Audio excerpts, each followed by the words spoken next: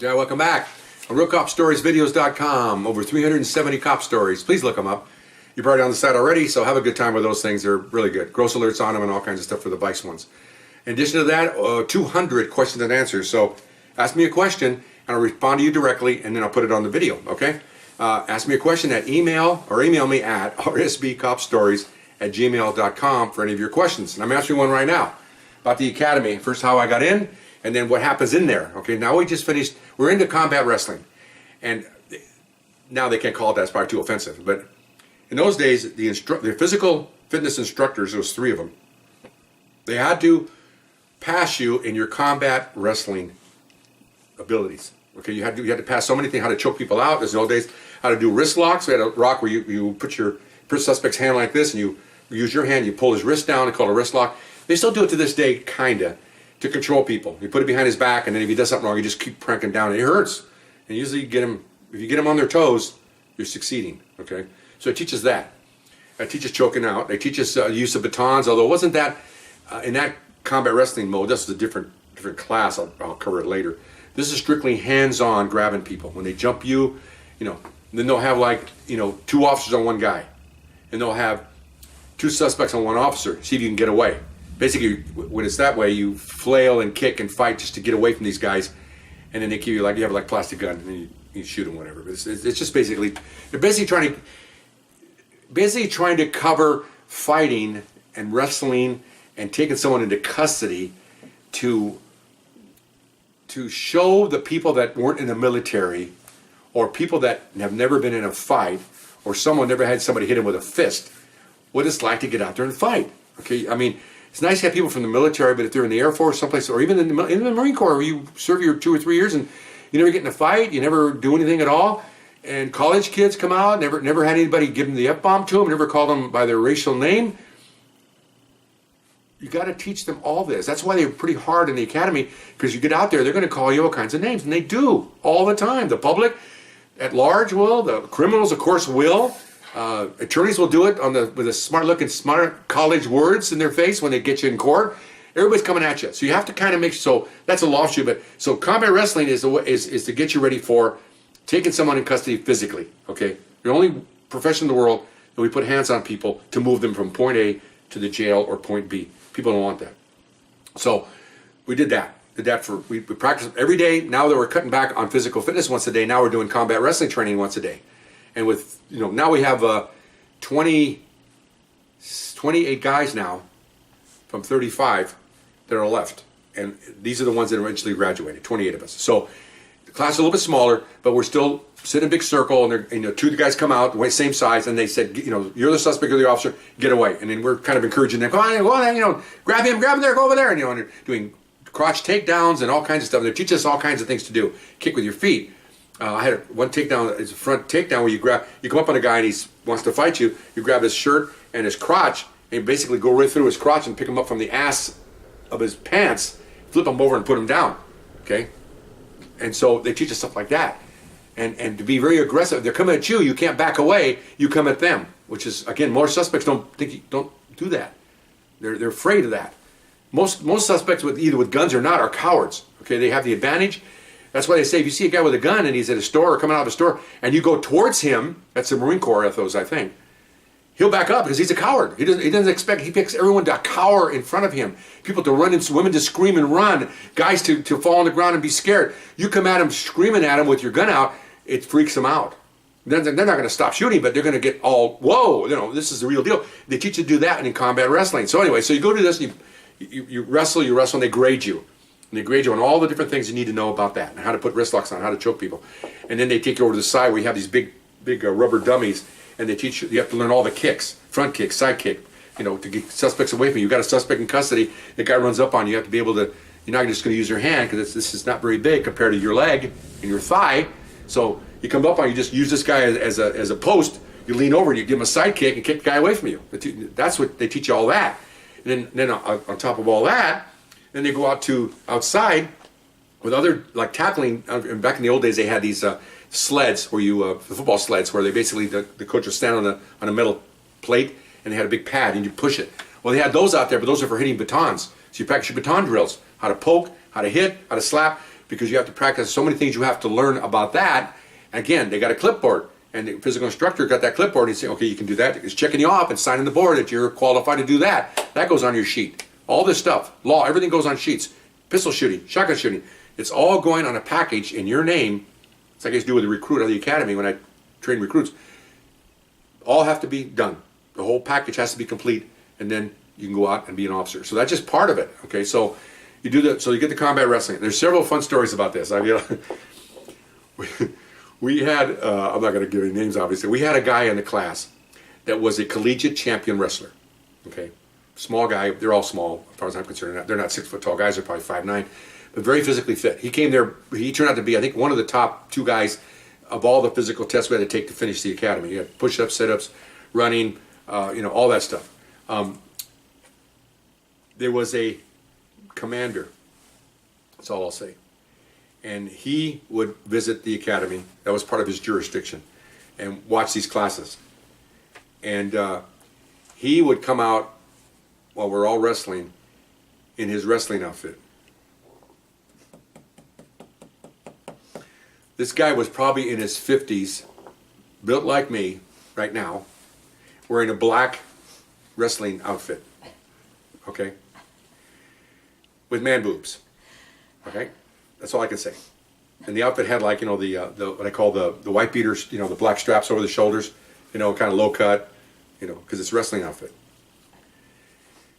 He would, and we're all sitting there, and the instructors look over at him. You can see the instructors, they're rolling their eyes. There's a clue. Something's wrong here. Yeah, who's so-and-so? And you go, here, sir. Come on over here. They had all kinds of wrestling mats. Yeah, you're a collegiate wrestler. Come on, let's do some wrestling. It's weird. Okay. So he'd be wrestling with and he'd tell him, don't hold back. Well, in 30 seconds, the recruits got the guy pinned because this is what he did. He's at collegiate level. He was like, NCAA or whatever he was up there. I mean, come on.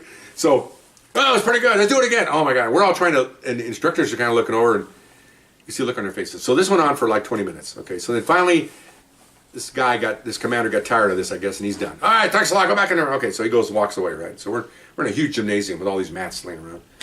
And this guy gets back in there, and he's just sitting there. And you can see a look on his face.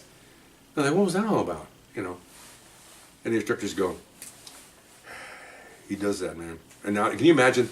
They're shaking their heads. These are all policemen, the instructors. They're not sergeants or, they're just shaking their heads going, I don't know why he does that. I don't know. Okay. So, about, I don't know, 6 years later, fast forward, I'm working East LA Station. That was part of this guy's jurisdiction. He had a whole area. They get areas, these commanders. And he came to the station. There's another story, but I'll tell you right now. He came to the station, this commander, drunk, and wanted a driver to go somewhere. Wanted the lieutenant in charge to give him a driver and a police car to go drive him somewhere because he wanted a car. At first, he wanted to drive a black and white, and the lieutenant wouldn't give it to him because he's a watch commander. And he threatened the lieutenant to be demoted. I'm going to have this and that. It was a big screaming match going on there. And anyway, so he ultimately left. He wanted a driver next. He was pointing at one of my partners. I want you to drive me. And he's looking at him like, because he's a high rank, but he's drunk. I'm getting on the side here, but I'm really not. Okay, so anyway, so right after this incident, and the lieutenant wrote it up in his log to the chief's office. They do that all the time. We found out this commander was arrested for lewd conduct. Okay? He was doing some weird things with some young men in one of the high schools. And we're all going, oh my. And of course, all the guys that knew him were all going, well, he must have been doing something, getting, what did I use the word, excited? When he's wrestling with these young recruits out of the academy? He's 55 years old, he's wrestling a 21-year-old? Something going on there. Anyway, so that's just a little thing there. But so anyway, so now we're doing, all things are happening here. Shotgun, pistol training, combat wrestling, nightsticks, kicking. Remember, it all has to be checked off. Continuing on with the classes, okay? Things are getting better, not much yelling at anybody anymore because they sense that it's getting close to the 5th month. And I'll tell you what the 5th month means. We're getting close to the 5th month in the academy, and basically 6 months and you're out of there. So they're seeing that we're all here, we're not going anywhere, everybody's passing their classes, everybody's passing their grades, everybody's doing really good. So now they're just going to kind of mold you. So now they're teaching us other things, more stuff for the street. We got our badges early. We didn't have our badges then. We got them in about the 4th month. Showing how to shine them, shouldn't wait how to shine them, make them look good. getting our equipment all squared away, because, you know, and they're telling us that in the 5th month, we're all going to go in the field. Ugh. Okay, so I'm like, whoa, this is cool, you know. And then they're talking, and then now the classrooms are almost all done, classroom instructions, because we're going to go in the field. All the physical stuff is still going on, but that's just physical fitness kind of thing. So now the instructors are telling us, okay, we're going to go out in the field. And they explain, I'll tell you now, because you may not have seen the other videos. For a month before we graduate, 2 months before we graduate, the 5th month, we graduate after the 6th month. We go in the field, 4 weeks.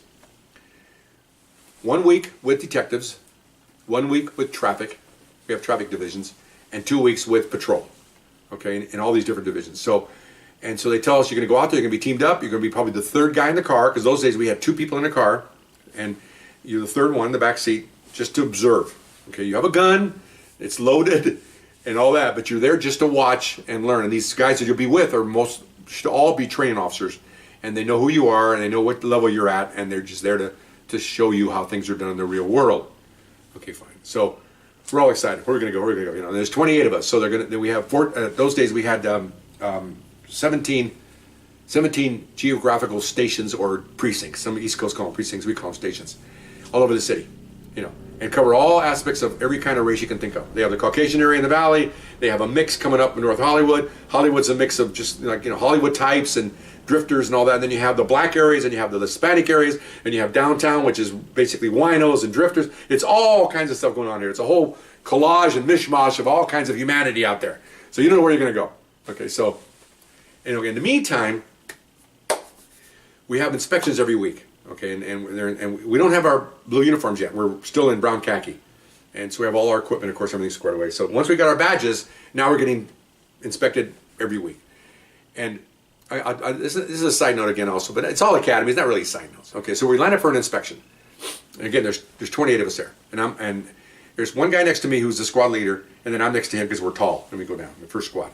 So the instructors come out with one of the lieutenants from the academy, because there's a captain inspecting us. Guy in his suit.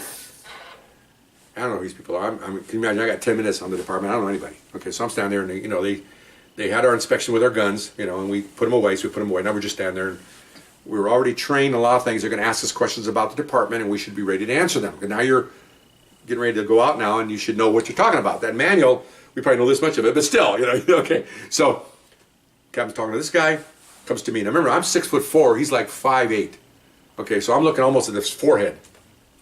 He's looking me over. Looks at my name tag. Nods his head. Goes, you speak Spanish? I go, yes, sir. Oh, good. Where were you raised? I told him the city I was raised in. Oh, okay. Walks away. Okay, fine. That was it. No questions, nothing. I'll come back to him later. So now it's like Friday, and then Monday we're going to start at the division. We're going to go to, they take all your stuff. Okay, fine. So my first assignment was a week at traffic officers. Okay, so I went downtown, went to their roll call, and this is South Traffic Unit. There must have been 65 guys in this room. There was 10 sergeants, a lieutenant. I mean, just packed, you know. And I'm like, I'm in the back room just sitting there. I don't know what to do, you know. All right, call through. Oh, everyone call the names. And then we got a new guy in here. And of course, everybody turns around. Okay. I'm like this in the back going, you know. Now I take care of him, you know. Hey, so you work with him. You go, whoa. He starts, you know. Remember, this is the real world now. He just throws out an F-bomb. Oh, I don't want to recruit. You know. No, you got him anyway. Shut up. Oh my gosh. Okay, so get on the car. These 2 seasoned officers, man. You know, they got a hash mark. It means they got 5 years on each of them. One's Latino, one's Caucasian.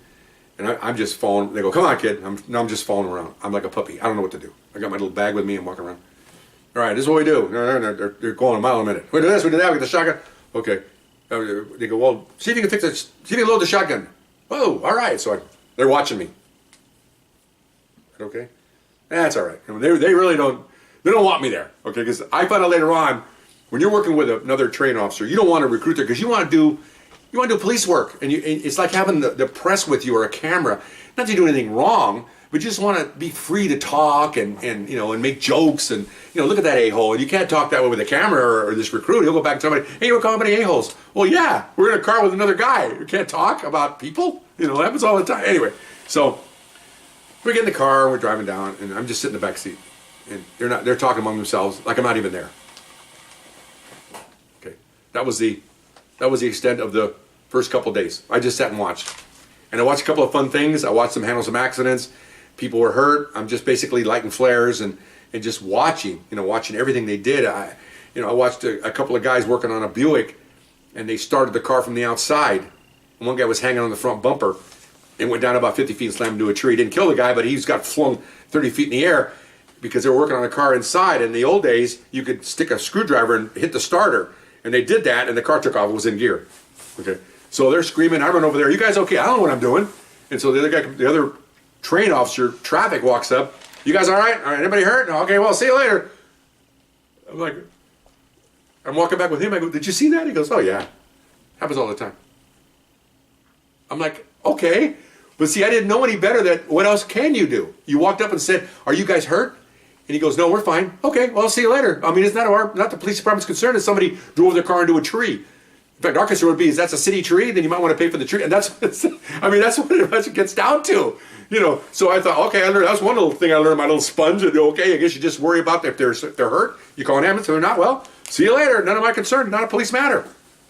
Okay, anyway, running out of time. I'm so sorry. I'll get back to you next time. Okay, bye-bye.